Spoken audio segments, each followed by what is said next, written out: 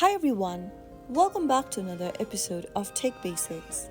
In this tutorial video, I'm going to be showing you how to change time zone on your Thinkific mobile application. To change time zone on Thinkific, open up the Thinkific application first. Make sure that you're logged into your account, and once you're in, go ahead and tap on your name initial at the top right corner.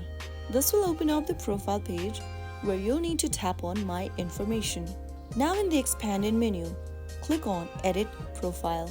It'll take you to restorebalance.thinkific.com website now, and from here, scroll down and select your time zone, or simply tap on the drop down under Time Zone and change to a different time zone. After you do that, click on Save Changes. Now, you will be able to change your time zone on Thinkific just like that. I hope the tutorial was helpful to you. If it was, go ahead and give us a thumbs up. Don't forget to subscribe to the channel by hitting the subscribe button. Press the bell icon so that you'll never miss another upcoming upload from us. I will be back again in the next video. Thanks for watching.